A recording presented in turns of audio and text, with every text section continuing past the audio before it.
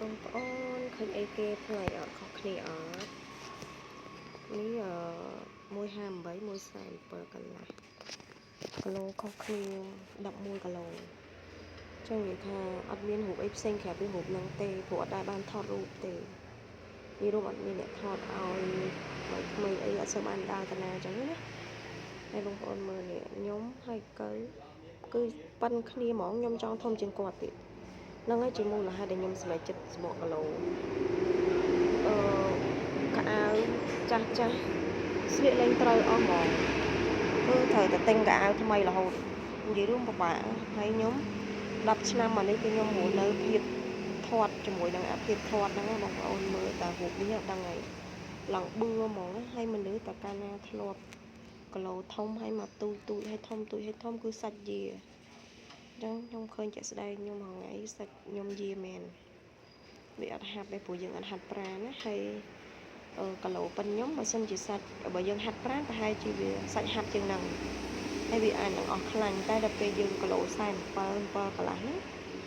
គឺយើងអត់ហាត់ប្រាណសាច់យើងវារៀងយាអញ្ចឹងណាចាំមើលខ្ញុំដាក់រូប slow mo ឲ្យមើលនេះរូបនេះខ្ញុំថតកាលខែ9មកដល់ឥឡូវហ្នឹងគឺគីឡូខ្ញុំគឺនៅតែប៉ុណ្្នឹងអត់មានលើសហ្នឹងទេព្រោះដោយសារមូលហេតុគឺខ្ញុំដាក់មានជីងថ្លឹងជាប្រចាំអញ្ចឹងណាបើថាហូបមិនឡើងគឺមិនអាចទេតែហូបច្រើនគឺឡើងហើយកុំឆ្ងល់បងប្អូនមិនអាចថាស្គមហើយត្រូវតែអត់ឡើងមានវិធីសាស្ត្រមិនឲ្យឡើងអត់ទេតែកាលណាយើងហូបអត់ខិតគឺឡើងហើយបើយើងដឹង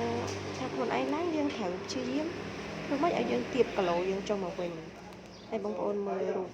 វីដេអូនេះឃើញខ្ញុំនៅខ្លាញ់មកវាជារូបរាងដែលខ្ញុំអត់ចូលចិត្តណាមិនមែនថាខ្លួនឯងស្គមទៅស្អាតចេះចុះអីខ្ញុំអត់គិតពីបញ្ហាហ្នឹងទេគឺអីដែលខ្ញុំចង់បានគឺស្រួលស្លៀកពាក់ពេលដែលយើងសក់គីឡូយើងអស់ខ្លាញ់តើកម្រិតរូបរាងរបស់យើងវាបានប៉ុណ្ណាហើយណាមួយមនុស្សយើងណាបងប្អូនតែកាលណាយើងថត់ពេកគឺមើលមកគឺយើងចាស់ខ្លាំងពេលដែលយើងស្គមទោះបីយើងមិនក្មេងដូចកាលពេលយើងនៅវ័យក្មេងប៉ុន្តែក៏វាមិនអាក្រក់មើលខ្លាំងដូចដែលយើងធាត់ណា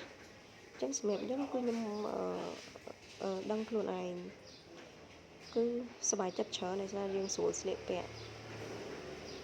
ឃើញបងប្អូនឃើញអត់នៅខ្លាំងហ្មងណានិយាយរួមខ្ញុំចង់បាន 2-3 គីឡូទៀត